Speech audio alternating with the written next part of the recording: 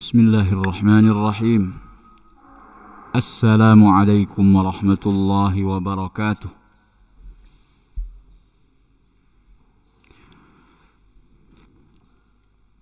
Alhamdulillahi rabbil alamin. Wabihi nasta'inu ala umuri dunya waddin. Wassalatu wassalamu ala ashrafil anbiya'i wal mursalin, Nabiyyina Muhammadin wa ala alihi wa sahbihi ajma'in, amma ba'd. Segala puji dan syukur hanya milik Allah subhanahu wa ta'ala. Dialah yang menguasai seluruh alam semesta, karena dia yang telah menciptakannya. Kemudian dialah yang memelihara dan yang mengaturnya. Timur dan barat semua di tangan Allah subhanahu wa ta'ala. Kemanapun kita menghadap, kemanapun kita mengarahkan wajah kita, maka di sana kita akan temukan wajah Allah subhanahu wa ta'ala. Oleh karena itu, marilah kita meluruskan niat kita, memurnikan ketulusan amal ibadah kita, hanya kita tujukan dan kita serahkan kepada Allah subhanahu wa ta'ala. Kita mohon hanya balasan darinya sajalah, pahala dari Allah subhanahu wa ta'ala yang kita harapkan, bukan selainnya. Ini yang menjadi pondasi kita di dalam beramal dan beribadah. Semoga amal ibadah kita diterima oleh Allah subhanahu wa ta'ala. Kemudian salawat beriring salam, tidak lupa kita sanjung sajikan ke haribaan Nabi Muhammad sallallahu alaihi wasallam, begitu pula wa ali baitihi, keluarga besarnya, wa ashabihi ajma'in, dan seluruh sahabatnya. Kaum muslimin dan muslimat rahimani wa rahimakumullah, melanjutkan apa yang kemarin kita rencanakan, yaitu pembacaan tafsir Sa'di ayat 115 dari surah Al-Baqarah. A'udzu billahi minasy syaithanir rajim. Allah subhanahu wa ta'ala berfirman, Walillahil masyriq wal maghrib, فأينما تولوا فثم وجه الله إن الله واسع عليم. Dan kepunyaan Allah lah timur dan barat, maka kemanapun kalian menghadapkan wajah kalian, maka di sana ada wajah Allah. Sesungguhnya Allah maha luas rahmatnya dan maha mengetahui. Ayuhal ikhwah wal akhawat rahimakumullah, Syekh Abdurrahman bin Nasir Sa'di, Allah yarhamuh, mengatakan, ay walillahil masyriq wal maghrib, khassahuma bidzikri liannahuma mahallul ayatil azimah. Allah subhanahu wa ta'ala mengkhususkan timur dan barat ketika menyebutkan firman-Nya ini, walillahil masyriq wal maghrib. Pertanyaannya, kenapa hanya timur dan barat? Padahal arah mata angin bukan hanya timur dan barat. Apakah berarti dalam ayat ini Allah hanya menguasai timur dan barat, dari timur sampai ke barat, atau sebaliknya? Adapun utara, selatan, dan arah-arah mata angin yang lainnya Allah tidak menguasai, bukan merupakan kekuasaan Allah? Tidak demikian.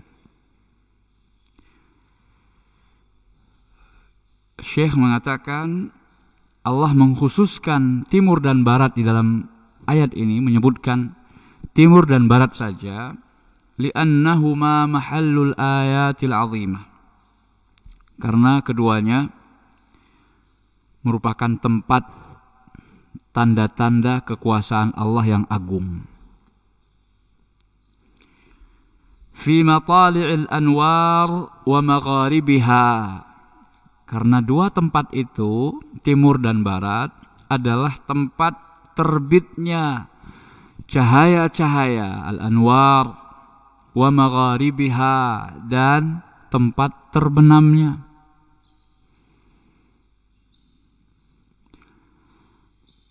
Kan tidak pernah ada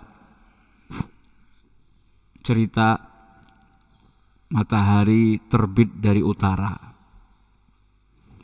tenggelam di selatan. Selalu timur dan barat. Begitu pula bulan yang mengikuti pergerakan matahari.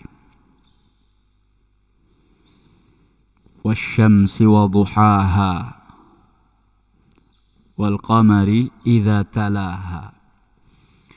Demi matahari dan waktu duhanya, dan demi bulan apabila mengikuti matahari. Ketika misalnya di awal-awal bulan Hijriyah, sebentar lagi kita akan memasuki, atau tidak lama lagi akan memasuki bulan yang baru setelah Rabiul Akhir. Bulan apa itu? Jumada al-Ula. Ini istilah yang lebih tepat, Jumada, bukan Jumadi. Jumada.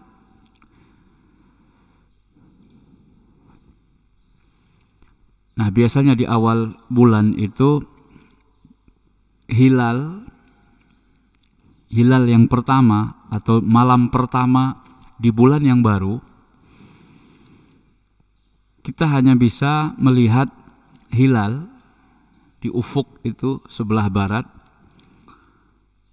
Setelah matahari tenggelam, baru bisa kita lihat dengan jelas dengan mata kita. Itu pun kalau tidak ada mendung, tidak ada awan yang menghalangi. Lalu tidak lama kemudian, sekitar 5 menit atau 7 menit begitu, dia pun tenggelam, mengikuti matahari, ikut tenggelam. Hari berikutnya, hari kedua, ketika matahari tenggelam, kita masih bisa melihat bulan baru, ya, bukan hilal lagi, tapi masih berbentuk sabit, namun lebih besar daripada kemarinnya, dengan kemiringan yang lebih tinggi dan waktu tenggelam yang lebih lama. Begitu seterusnya. Peredaran yang sangat teratur, dan ini menunjukkan bukan hanya terjadi secara kebetulan belaka, pasti ada yang mengaturnya, yaitu Allah Subhanahu wa ta'ala. Jadi timur dan barat ini adalah tempat terbit dan terbenamnya di antara ayat-ayat Allah Subhanahu wa ta'ala, di antaranya matahari dan bulan. Jadi kalau antum ditanya, kalau bulan terbit di mana, tenggelam di mana? Terbit dari timur, tenggelam dari barat, atau di barat. Sama seperti matahari, dia mengikuti peredaran matahari. terhadap sudut pandang bumi ya.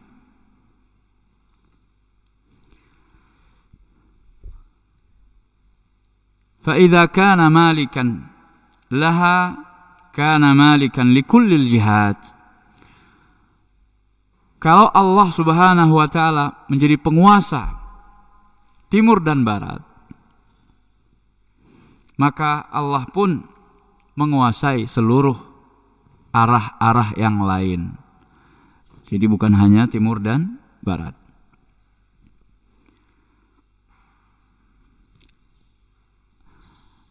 Jadi dikhususkannya timur dan barat, disebutkan hanya timur dan barat, itu bukan berarti bahwasanya Allah hanya menguasai timur dan barat saja.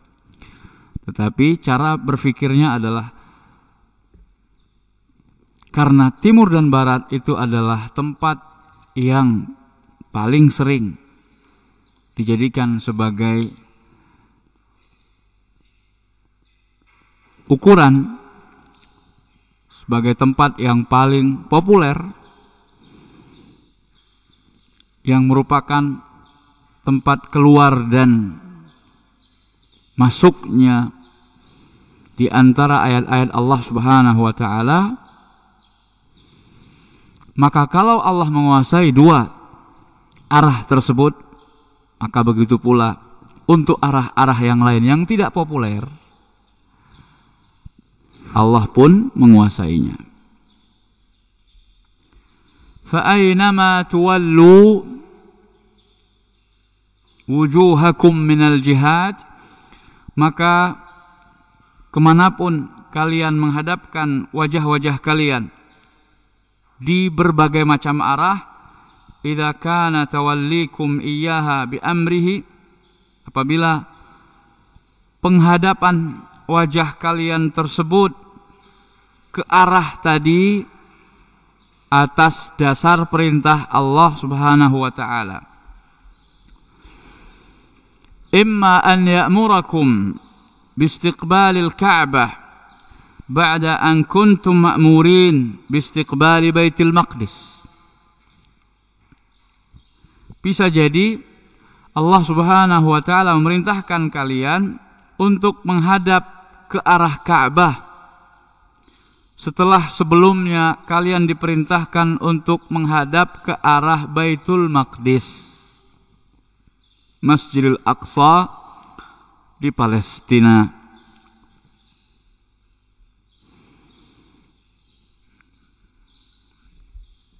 Jadi ayat ini ada hubungannya dengan protesnya orang-orang Yahudi di Madinah tatkala Rasulullah Shallallahu Alaihi Wasallam dan kaum muslimin ketika itu merubah arah kiblat mereka. Tepatnya secara sejarah di tahun kedua setelah Nabi hijrah, 1 tahun 6 bulan Rasulullah Shallallahu Alaihi Wasallam melaksanakan sholat dan arah kiblatnya ke Palestina, ke Masjidil Aqsa. Dan oleh karena itu orang-orang Yahudi merasa jumawa. Tuh lihat, Nabi kalian arah kiblatnya sama dengan arah kiblat kami, berarti dia itu ikut agama kami. Benar kan apa yang kami katakan? Ini dijadikan sebagai alibi oleh orang-orang Yahudi di Madinah. Seharusnya adanya hal tersebut membuat orang-orang Yahudi mau masuk Islam, mau menerima dakwahnya Nabi Muhammad Sallallahu Alaihi Wasallam. Karena toh ternyata kiblatnya sama. Yang diseru juga kalimat yang sama, La ilaha illallah. Sembahlah ibadahilah Allah saja, jangan yang lain. Dan terimalah aku sebagai utusan Allah. Itu. Tapi mereka orang-orang Yahudi Madinah tidak mau. Dan selalu mengatakan sesuatu yang menyakitkan hati Rasulullah sallallahu alaihi wasallam dan kaum muslimin.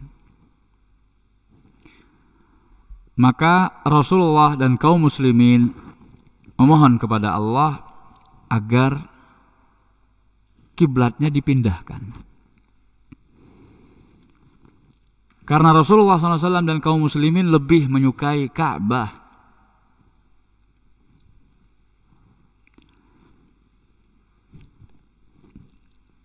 Jadi dipindahkan. Karena memang awalnya kiblat pertama dan rumah pertama yang dibangun di muka bumi ini dalam rangka untuk beribadah kepada Allah adalah Ka'bah. Tetapi Allah sebagai Rabb yang maha mengatur dan menetapkan segala keputusan, Allah berhak untuk memindahkan. Bani Israel akhirnya kiblatnya di Palestina atau Baitul Maqdis, Masjidil Aqsa.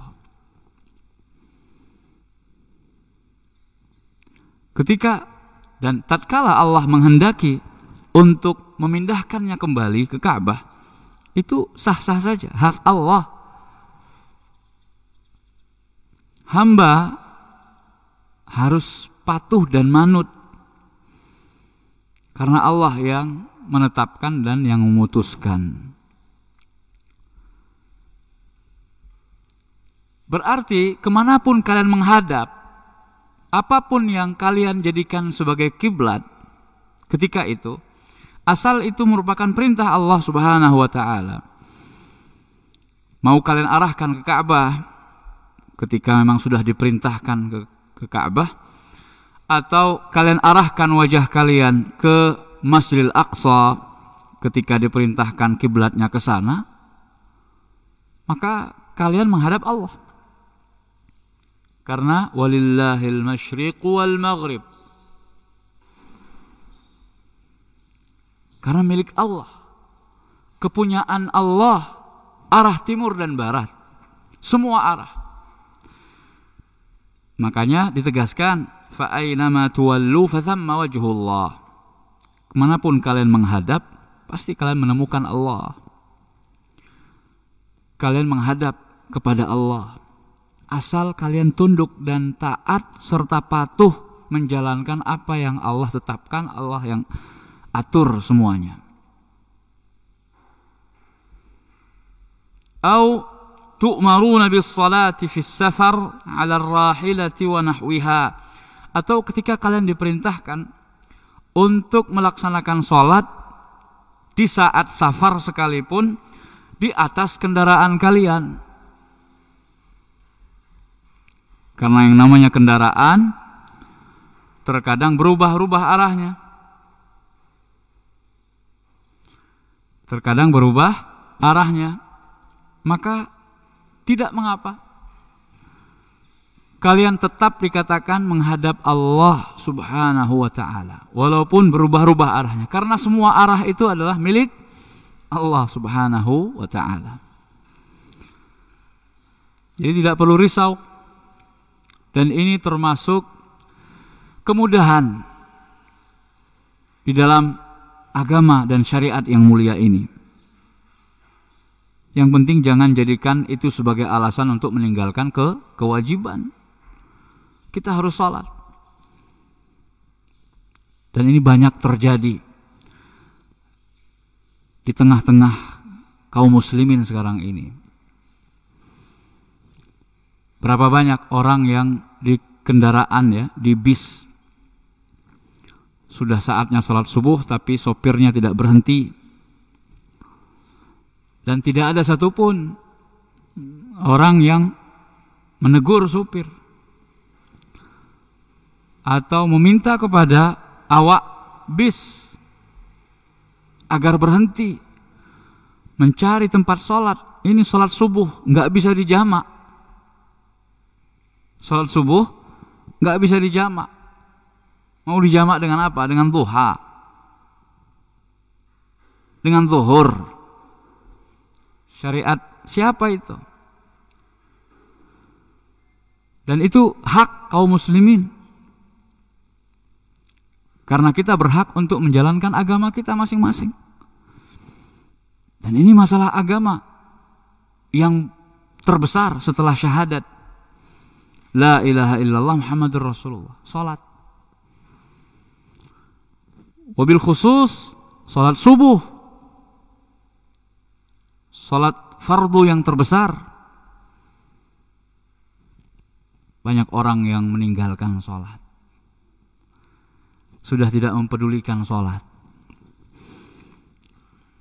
Travel yang ke bandara ngejar supaya tidak terperangkap dengan kemacetan. Akhirnya subuh bablas.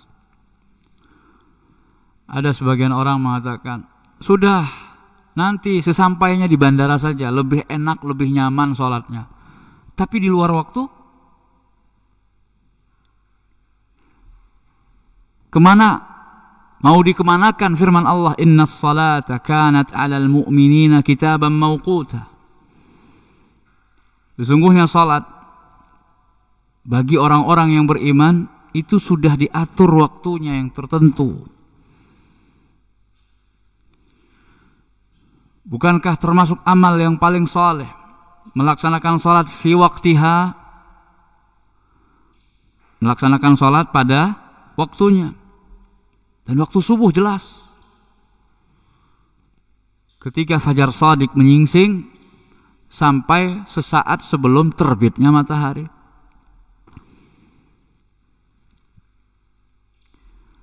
Ini kenyataan, fakta, dan sangat disayangkan sekali masih banyak terjadi yang seperti ini.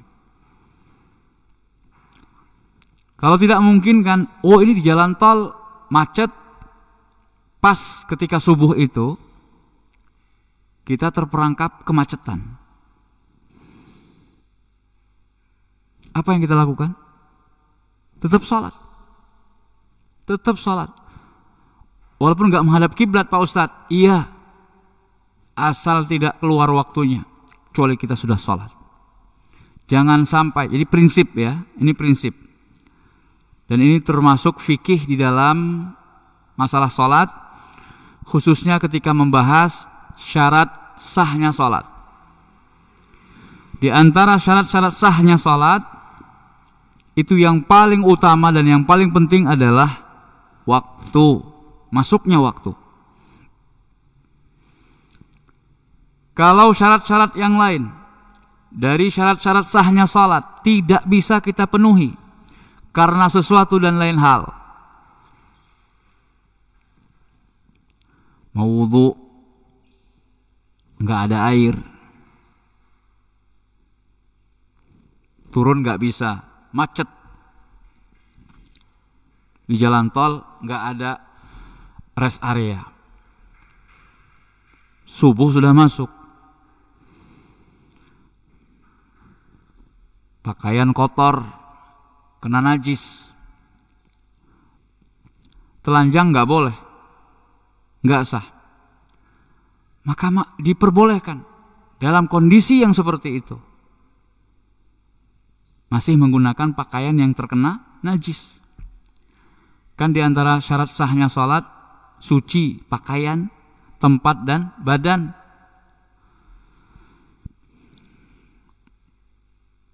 Tidak menghadap kiblat, nggak apa-apa sholat.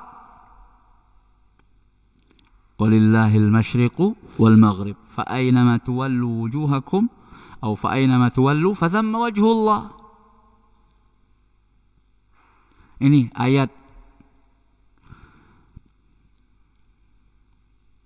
sesuai dengan sunnah Nabi SAW ketika keadaan seseorang sangat-sangat darurat, maka semua syarat-syarat sahnya salat itu bisa tidak dipenuhi oleh seseorang kecuali satu syarat, yaitu syarat waktu. Sudah masuk waktu salat, sudah kerjakan salat. Oh, saya junub, semalam tidur mimpi basah. Keadaan seperti ini, nggak ada air, jalanan macet, tidak ada rest area. Salat subuh sudah masuk waktunya. Apa yang dilakukan? Apa? Tayammum. Sah.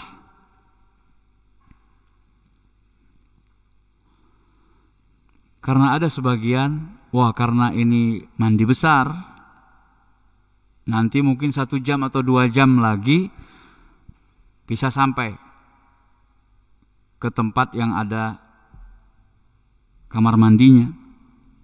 Saya mandi dulu baru sholat, karena ini mandi besar, mandi junub masalahnya. Masalahnya bukan karena saya nggak bisa menggunakan air atau tidak ada air, sehingga dia menunda sholat subuhnya. Walaupun 1 jam kemudian, 2 jam sesudahnya. Ini kurang tepat, kalau tidak mau dikatakan salah. Kenapa?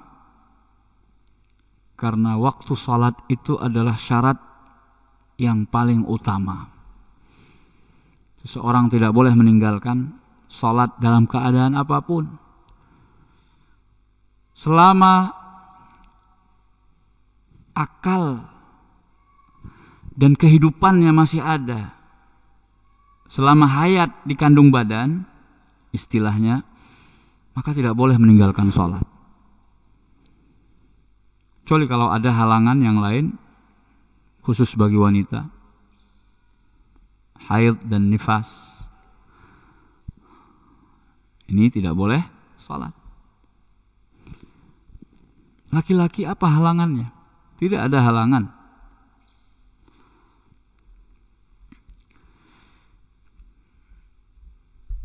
Jadi ketika kalian diperintahkan untuk sholat, dan pada saat itu kalian sedang safar dan di atas kendaraan, maka sholat, walaupun tidak menghadap ke kiblat sekalipun. Menghadapnya kemana? Menghadap ke arah kendaraan kalian. Menuju kemana? Ya ke situ. Pesawat misalnya. Dan ini dalil bagi ulama yang berpendapat kalau di pesawat itu tidak disediakan tempat untuk melaksanakan sholat, maka sholat di kursi masing-masing. Walaupun pada saat itu pesawat sedang berbalik arah dengan arah kiblat. Jadi pulang dari Arab Saudi, pulang dari umroh, pulang dari haji misalnya. Itu kan keadaan pesawat ke timur, padahal kiblat kita ke barat. Maka di saat kita harus sholat di atas pesawat, maka yang paling memungkinkan dan tidak menyulitkan kita adalah sholat di tempat duduk masing-masing, tidak mengganggu orang lain, dan kita tetap bisa melaksanakan sholat. Walaupun ada satu syarat yang tidak terpenuhi ketika itu, karena memang kondisinya mengharuskan seperti itu, maka sholat, tetap sholat.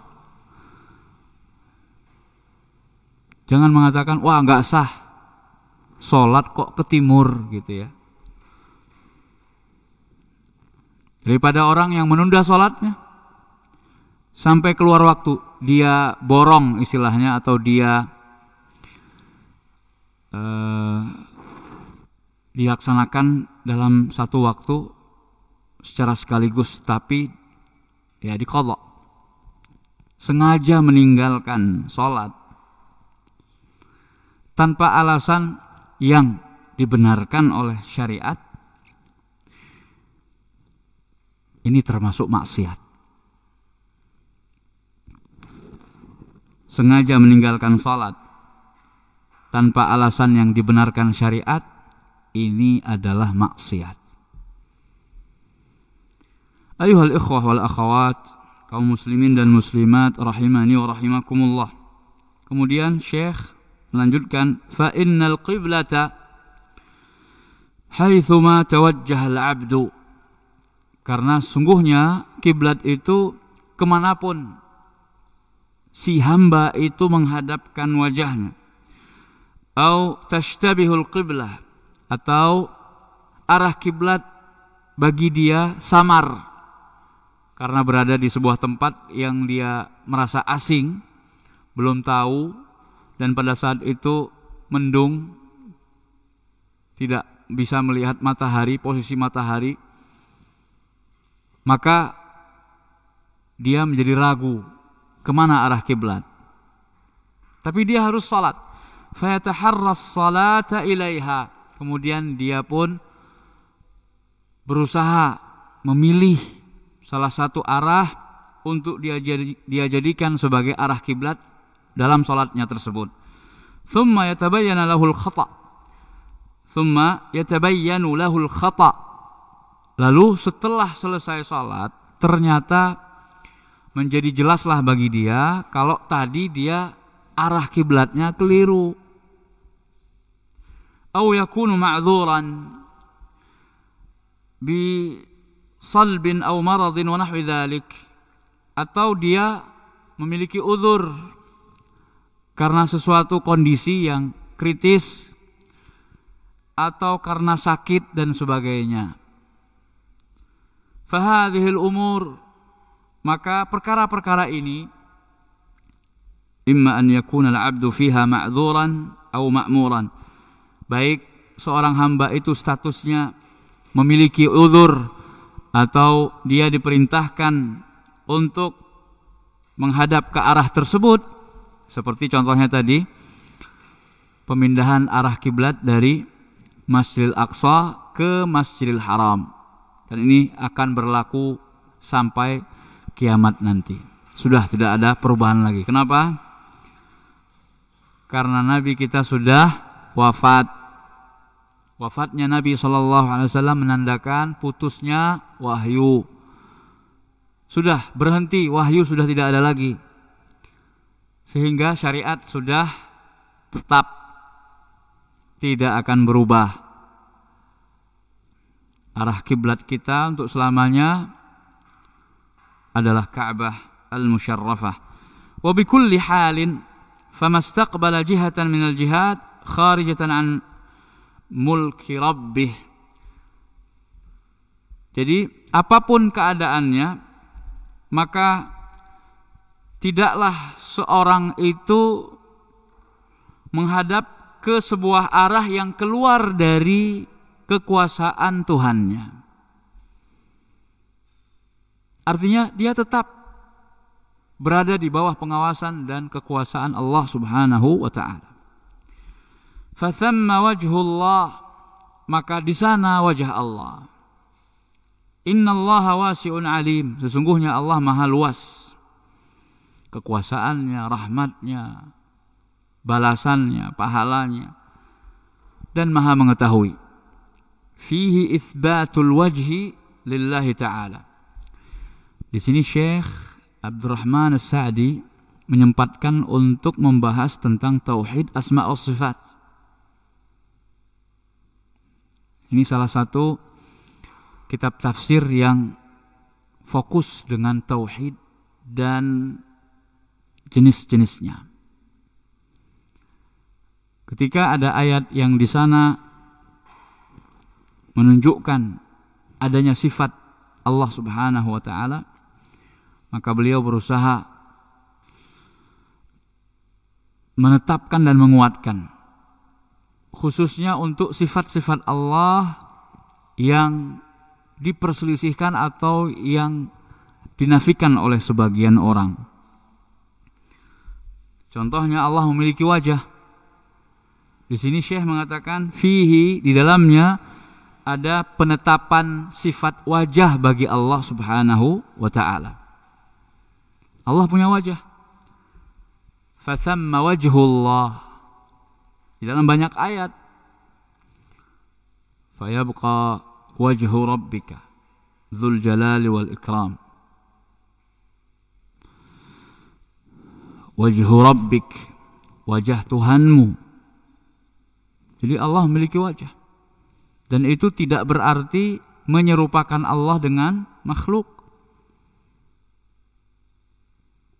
Ya. Ketika Allah memiliki pendengaran, penglihatan, Allah Maha melihat, Maha mendengar, kan tidak berarti kita menyamakan penglihatan dan pendengaran Allah dengan makhluk. Allah memiliki sifat Maha mendengar, Maha melihat sesuai dengan kebesaran dan keagungannya, sesuai dengan zatnya. Sebagaimana makhluk bisa mendengar, bisa melihat sesuai dengan zat makhluk. Begitu pula kita punya wajah. Hewan yang lain juga punya wajah. Apakah ada orang yang mengatakan wajah manusia sama seperti wajah hewan? Kan tidak.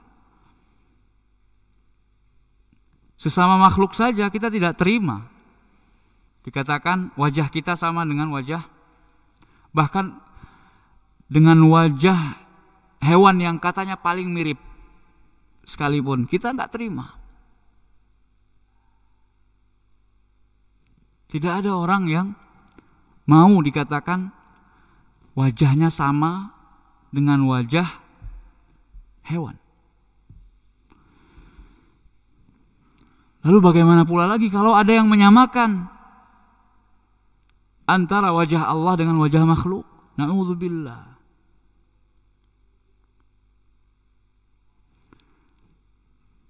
Jadi sekali lagi, kenapa kita menetapkan? Kata Syekh di sini, di dalam ayat ini ada penetapan sifat wajah bagi Allah. Ketika Allah menetapkan baginya wajah, maka kita ikut menetapkannya seperti yang ditetapkan oleh Allah.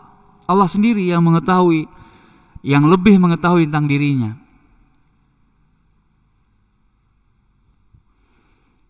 Alal wajhil laiqi bihi ta'ala. Nah, ini penting. Di dalamnya ada penetapan sifat wajah bagi Allah yang sesuai dengan kebesaran dan keagungan Allah Subhanahu wa ta'ala. Nah, ini membuat mana ahlu sunnah wal jamaah, mana yang bukan ahlu sunnah wal jamaah. Di sini akan terbedakan mana yang benar-benar ahlu sunnah wal jamaah dan mana yang cuma mengaku ahlu sunnah wal jamaah. Yang benar-benar ahlu sunnah wal jamaah menetapkan sifat bagi Allah sebagaimana yang Allah sendiri tetapkan untuknya atau yang Rasulullah SAW tetapkan untuk Allah, tanpa menyerupakan dengan makhluk dan tanpa menafikan sifat tersebut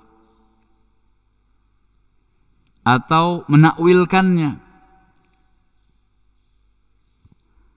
dengan takwil yang tidak sesuai dengan apa yang dikehendaki oleh Allah dan Rasul-Nya, serta tidak membagaimanakannya. Nah, ini wajib untuk dijadikan sebagai prinsip ahlu sunnah wal jamaah di dalam mensikapi sifat-sifat Allah Subhanahu wa ta'ala. Dengan begitu maka akan selamat dari apa? Dari penyimpangan di dalam memahami nama dan sifat Allah Subhanahu wa ta'ala, atau yang disebut dalam bahasa akidah itu dengan ilhad.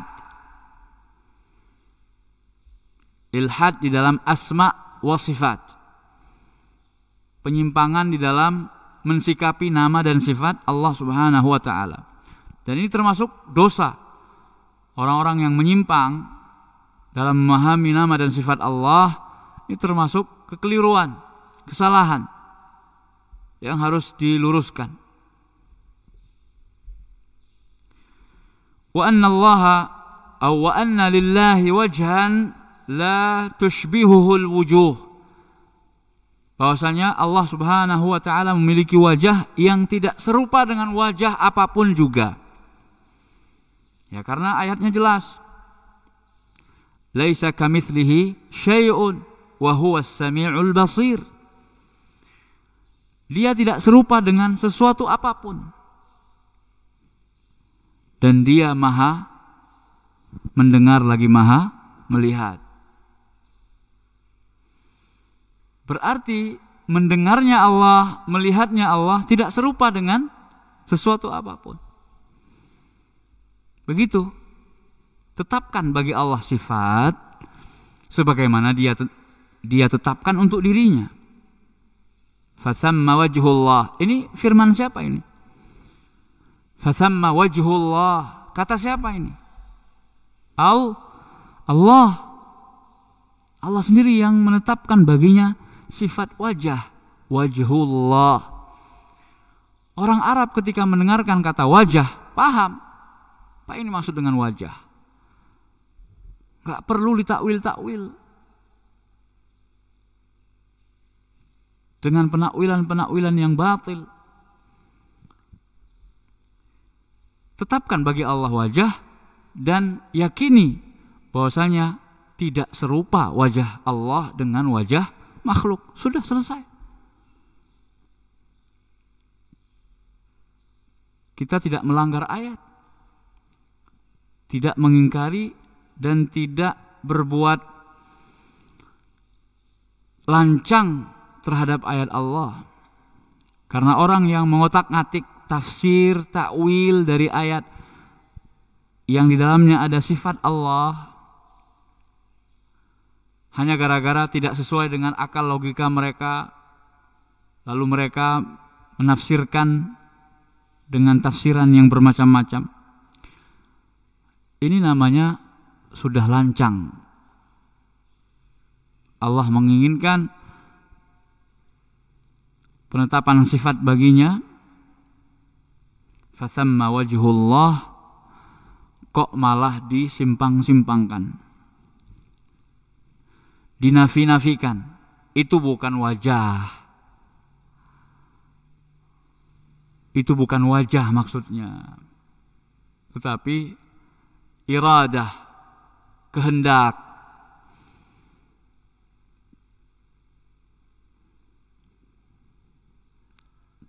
Ini justru membuat orang bingung.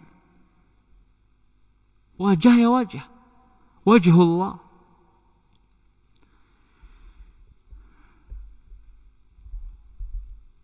Wa huwa ta'ala wasi'ul fadli was sifati 'azimuha.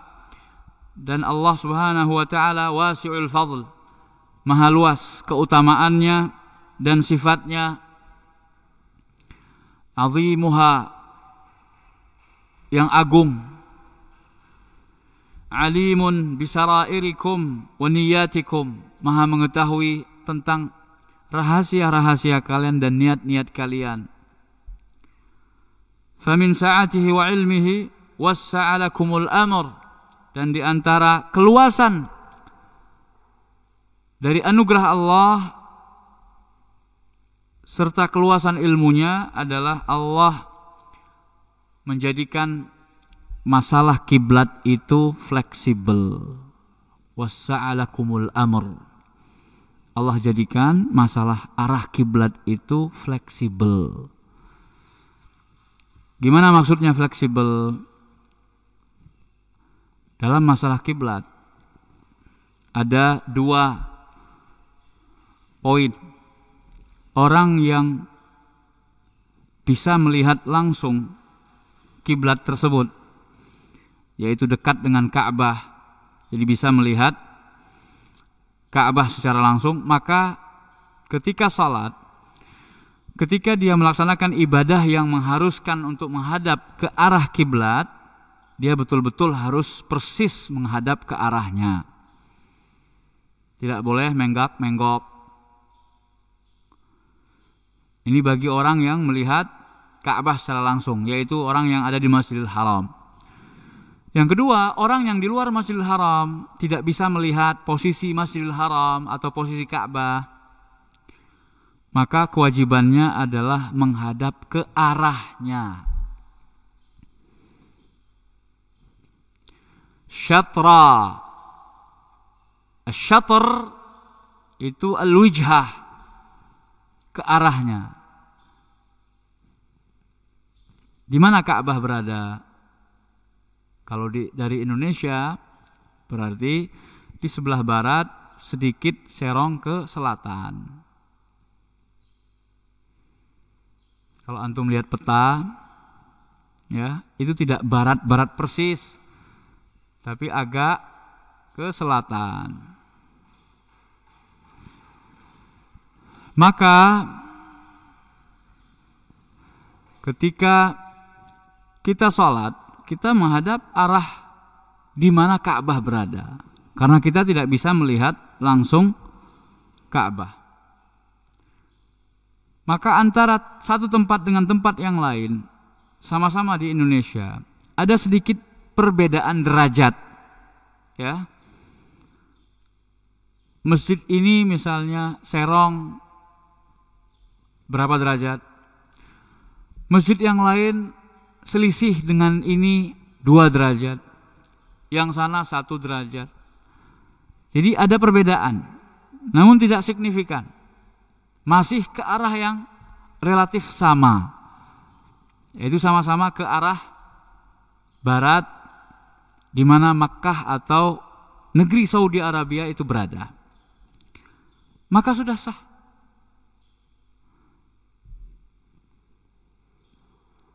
Karena Allah Subhanahu wa taala wassa'a hadzal amr, membuat masalah ini fleksibel. Nabi SAW mengatakan dalam sebuah hadisnya, ma baina al-masyriq wal maghrib qiblah. Ma baina al-masyriq wal maghrib qiblah. Pada saat itu Nabi SAW sedang berada di Madinah. Beliau mengatakan antara timur dan barat kiblat. Maksudnya apa? Orang yang ada di Madinah itu arah kiblatnya adalah ke selatan. Ya. Karena Makkah terletak di sebelah selatan Madinah. Maka orang Madinah dikatakan menghadap kiblat kalau dia mengarahkan wajahnya ke selatan. Selatan itu terletak di mana? Antara timur dan barat. Makanya Nabi SAW mengatakan, ma bainal masyriqi wal maghrib qiblah. Apa yang ada di antara timur dan barat itu adalah kiblat. Artinya apa? Kalau serong sedikit dari selatan, enggak selatan persis misalnya, selatan ke arah timur dikit, enggak masalah. Selatan ke arah barat sedikit, tidak masalah.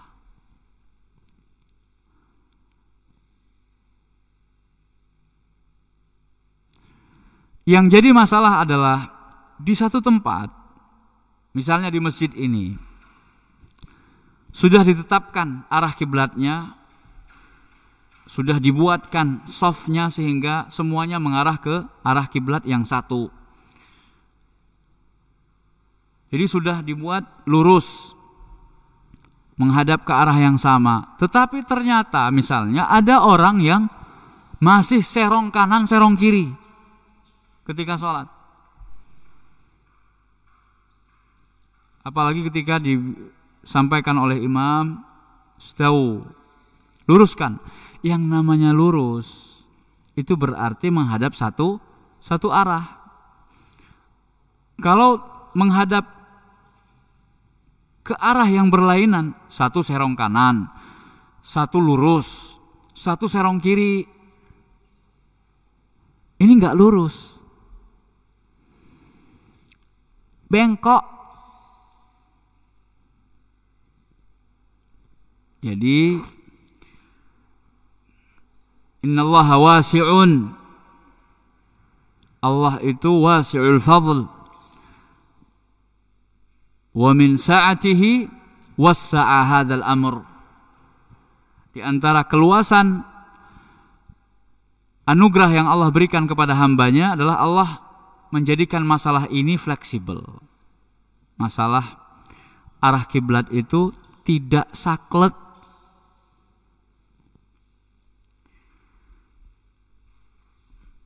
Kita kan tidak dituntut ketika misalnya setiap sholat, buktikan kalau Anda menghadap kiblat sekarang ini. Kan tidak ada tuntutan seperti itu.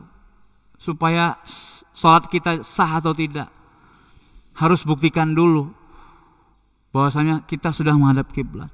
Kalau itu dijadikan sebagai kewajiban atau syarat, akan sangat susah sekali. Maka dengan ilmu pengetahuan serta teknologi yang ada, alhamdulillah kita sudah dimudahkan. Sudah ditetapkan ini arah kiblat untuk masjid ini, sudah. Tidak usah kemudian membuat penelitian ya atau percobaan eksperimen. Oh, ternyata miring dari arah kiblat berapa derajat? 0,00 sekian derajat. Gak ada gunanya. Ayo ubah 0,00 sekian derajat. Seperti apa? Jangan terlalu kaku dan saklek. Karena Allah telah memperluas masalah ini, jangan kita persempit. Jangan jadikan itu sebagai ajang perpecahan yang akhirnya akan menimbulkan lakop-lakop julukan-julukan baru. Wah, itu jamaah serong kanan. Dimanapun masjid berada, apapun masjidnya, sebagus apapun teknologi yang dimiliki oleh masjid tersebut dalam menetapkan arah kiblatnya, tetap saja orang-orang tersebut kalau sholat masih serong kanan. Ini yang susah untuk membuat persatuan di kalangan kaum muslimin. Keras kepala, menentang.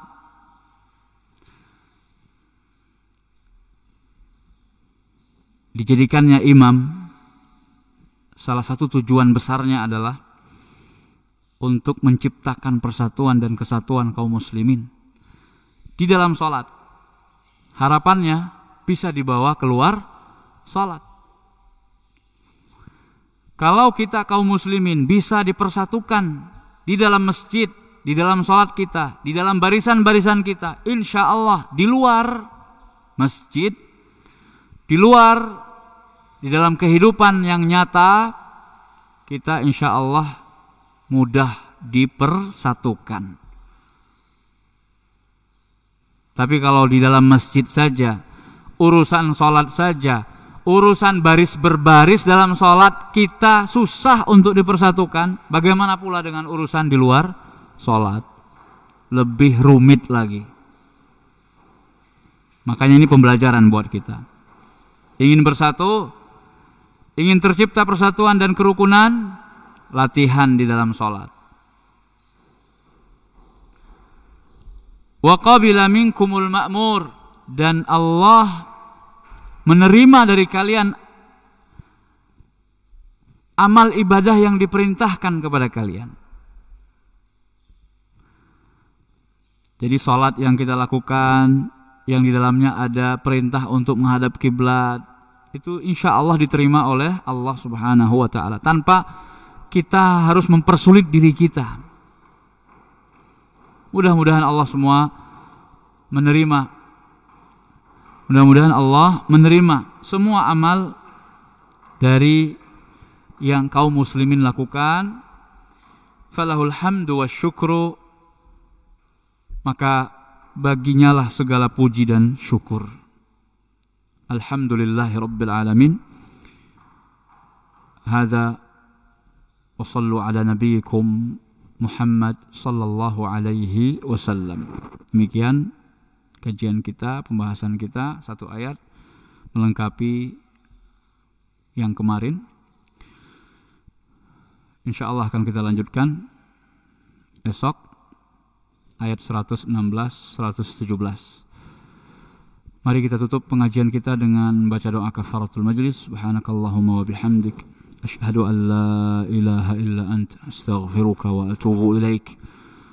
Sekali lagi, sallallahu ala nabiyyina Muhammad wa akhiru da'wana alhamdulillahi rabbil alamin. Wassalamualaikum warahmatullahi wabarakatuh.